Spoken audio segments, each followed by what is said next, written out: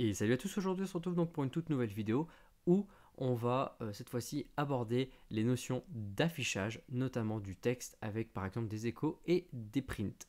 Donc c'est-à-dire que nous allons rester toujours sur le PHP parce que ce sont voilà, des vidéos dédiées pour apprendre les bases en PHP et effectivement maîtriser un petit peu ces données. Donc c'est-à-dire que là voilà par exemple je retourne voilà, ici sur ce qu'on avait fait donc de la précédente vidéo et je vais vous expliquer comment fonctionnent un peu les échos. Donc ici je vire tout ça et voilà je vais vous montrer comment fonctionnent les échos. Donc par exemple ici si je mets un écho 1 par exemple on va m'afficher le 1. Vous voyez qu'ici, donc si j'avais mis 2, 3, 4, 5, 6, 7, ça va afficher 2, 3, 4, 5, 6, 7. Ne vous inquiétez pas. On va pouvoir afficher également du texte. Donc vous voyez, donc soit je mets voilà, des guillemets ou je peux mettre aussi des simples cotes. Les simples cotes ça va fonctionner également. Hop, si je mets test, vous voyez, ça, quand je rafraîchis, ça met aussi également enfin, test. On peut venir combiner ça, voilà, excusez-moi, euh, avec, voilà, par exemple, un autre texte. Donc, c'est-à-dire que vous voyez ici, j'ai mis un point pour une concaténation. Donc, c'est-à-dire que ça va prendre l'élément 1 plus l'élément 2. Et si on regarde, alors ici, je vais quand même la différencier. Voilà, je mets test 1. Nous avons bien test et test 1. En fait, ça fait un peu, je vais vous dire, voilà, là, vous allez me dire, ouais, mais ça sert à pas à grand-chose. Effectivement, on est dans ce cas-là. Mais si on avait une variable, donc c'est-à-dire que là, on va aller un tout petit peu plus loin. Si j'avais une variable que j'avais déclarée où j'avais mis, par exemple, ce fameux test 1 qui est ici, et que derrière j'avais fait ça par exemple, vous voyez j'ai effectivement test et test 1. Voilà, donc là on voit comment ça fonctionne avec un écho. Alors si on veut faire la même chose avec par exemple autre chose, parce qu'on peut faire aussi avec un print tout court, par exemple si je mets le print donc test, voilà, je vais vous montrer. Donc là, celui-ci, je vais le commenter. Donc on ne verra plus celui-ci, on verra juste test. On voit qu'on a aussi la même chose. Vous voyez, on voit qu'on a une donnée. Je peux faire aussi la même chose, c'est-à-dire que là, je vais remettre la même chose que tout à l'heure. Et on a aussi la chose. Donc vous allez me dire, pourquoi en PHP, on a fait du coup deux fonctions qui font la même chose.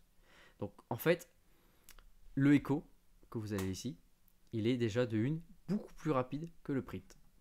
Parce que le print, en fait, normalement, c'est pas vraiment on va dire, c'est pas vraiment sa fonction principale. C'est-à-dire que si vous allez vouloir faire de l'affichage, directement par exemple dans votre code HTML, vous allez toujours utiliser et privilégier les échos. Le print, par contre, ça renvoie toujours un.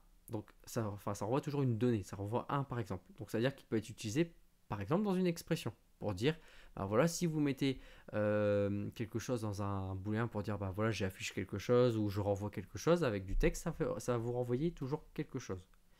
Donc le mieux c'est toujours pour moi d'utiliser forcément un écho, parce que par exemple un écho ça peut afficher plusieurs expressions avec séparées d'une virgule, alors que par exemple on peut pas faire la même chose, on peut pas faire la même chose avec comment je veux dire ça, voilà, un print. Donc c'est à dire que si vous regardez le echo, je peux très bien faire ça, virgule, je vais mettre une autre expression. Donc par exemple je vais mettre voilà, dr par exemple. Je vous montre, vous voyez que, alors là effectivement si je fais ça, vous voyez qu'en mettant une virgule sur mon echo ici, je peux afficher une expression, c'est comme si c'était un texte, donc une expression, une deuxième expression, je peux mettre aussi une troisième expression, donc par exemple je reviens sur un test, et ça fonctionne. Vous voyez, à chaque fois ça fonctionne, c'est-à-dire que vous pouvez venir un peu séparer, ça va revenir vous mettre votre texte en une fois. Si je fais la même chose avec le print, donc là je vais reprendre toutes les données qu'on a faites juste au-dessus, hop, voilà, vous allez voir que le print ne peut pas. C'est impossible déjà. Parce que sa vocation, déjà, ce n'est pas la même chose. C'est-à-dire que le print, c'est totalement différent. Et comme je vous l'avais dit, surtout, l'écho, entre guillemets, il est favorisé notamment pour l'affichage. Donc ce sont voilà, deux fonctions effectivement pour afficher du texte et par exemple des variables, comme on a vu. Elles sont vraiment, voilà, ce sont les plus utilisées, mais voilà, en général, de toute façon, c'est le echo qui est le plus utilisé, car c'est l'une des fonctions les plus rapides pour afficher du texte. Et en plus, déjà, c'est ce que vous allez voir le plus souvent dans, par exemple, mes tutos ou les tutos d'autres personnes, ou même dans des codes de différentes personnes. Voilà.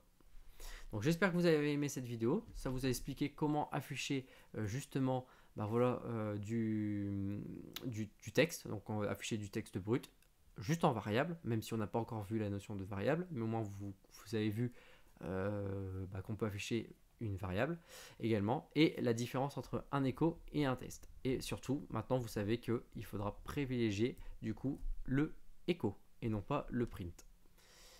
Voilà, donc cette vidéo touche à sa fin. J'espère que vous l'avez aimé. N'hésitez pas à la liker, n'hésitez pas aussi à commenter si vous avez des commentaires pour améliorer ou autre. Et également, on se retrouve pour la prochaine vidéo. Allez, à plus!